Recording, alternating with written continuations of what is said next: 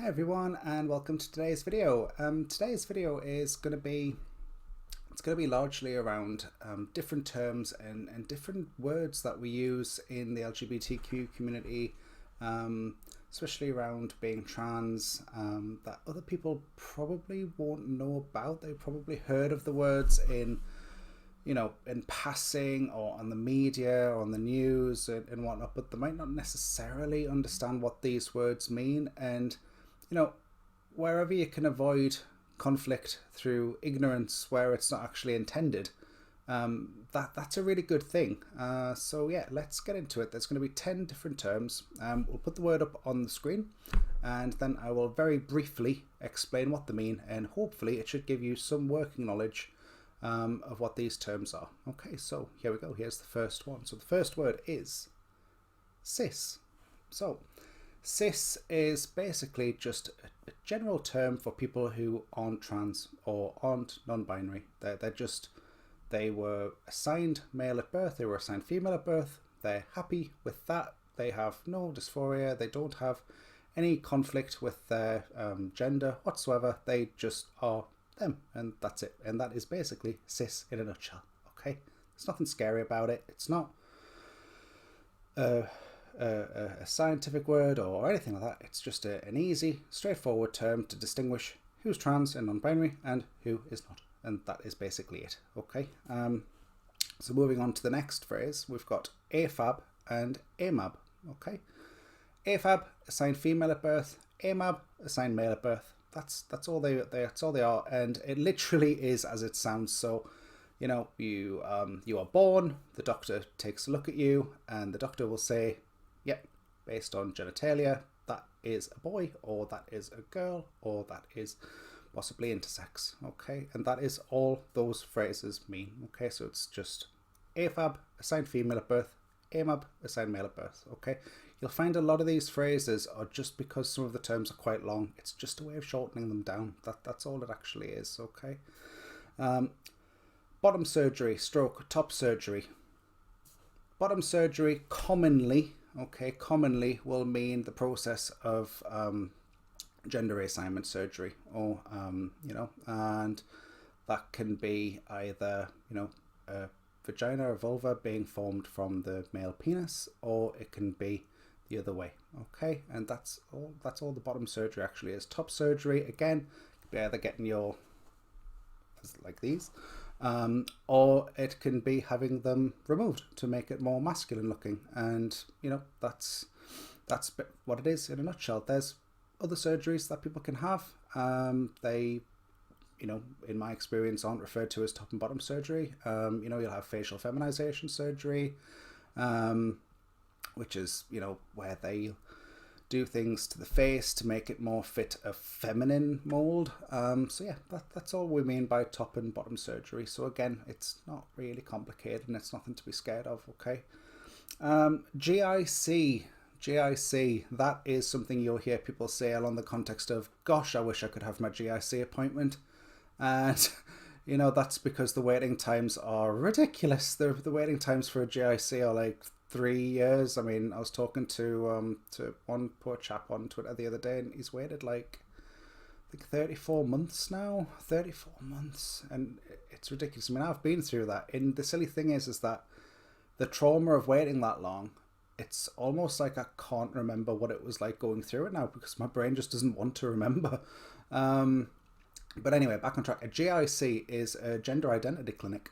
That's all it is. So basically, the way it works in the UK anyway, is that the NHS pathway. So the way they guide you through the conveyor belt that is the NHS is that you go to your doctor. You tell the doctor that you're having problems with your gender identity, with dysphoria, feelings like that, feelings of conflict with how you look on the outside to how you feel on the inside. And a good GP will turn around and say, yep, okay, we will send you through to an expert, which will be a GIC.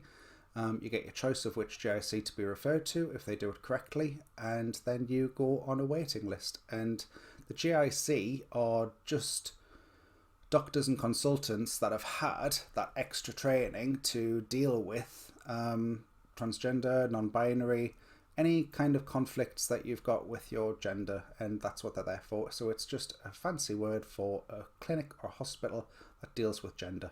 Okay, that's all it is. That's all it is. So GIC, Gender Identity Clinic.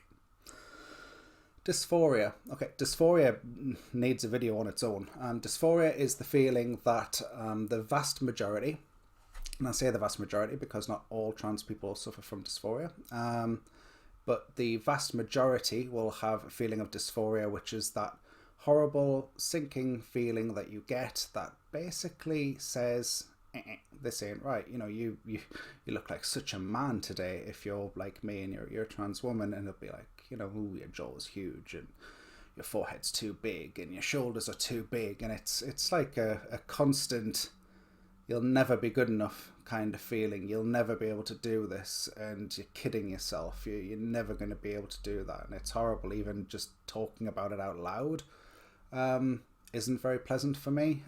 So yeah, dysphoria is, in a very brief term, that horrible feeling that you get when you're just not good enough. It's almost like slipping over on the ice in front of a crowd of people, and that sudden feeling that you get, but you're stuck in that moment for you know, for as long as it lasts. And that's what dysphoria is, and it's not very nice, and that's why it's so important to get it treated, because it is a medical emergency in my opinion. And it is something that has to be dealt with, because that is what causes so many trans people, non-binary people, to have severe mental health breakdowns. And it's the worst. It really is one of the worst things that you can go through as a trans person. So again, I'm not doing it justice, but that's what dysphoria is. Okay, so it's not very nice. So if you hear someone say, God, my dysphoria is really bad today, be extra kind to them, because trust me, they are in a really bad place. Okay. Binary,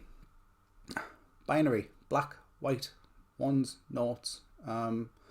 All binary means is if you are on in the gender terms, it would be the gender binary. So you've got male, female, everything in the middle.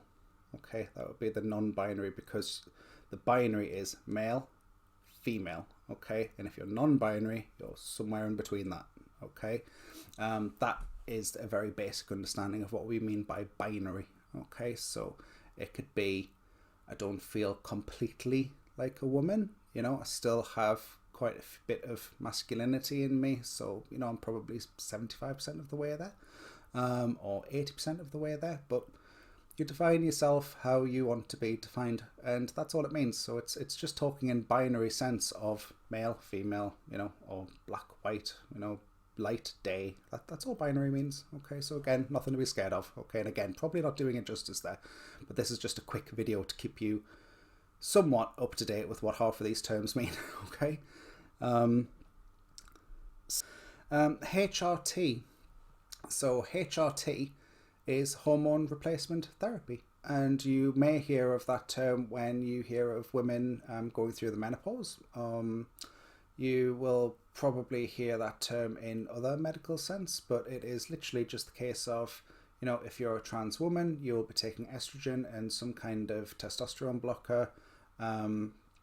And if you're a trans man, or again, even non-binary people can take hormones too, they would be taking testosterone, and they will develop the secondary characteristics of, you know, the gender that they are moving across to, or being reaffirmed as. Okay, and that's all HRT is. So it's just your estrogens, your testosterones, your testosterone blockers, your testosterone boosters, all that kind of thing. Okay, so that's all HRT is. Okay, it's just replacing one hormone for another, and the benefits of one hormone and the pitfalls of another hormone. And that's the other thing that comes with it as well, because obviously you're moving from one to the other. So, you know, you take everything.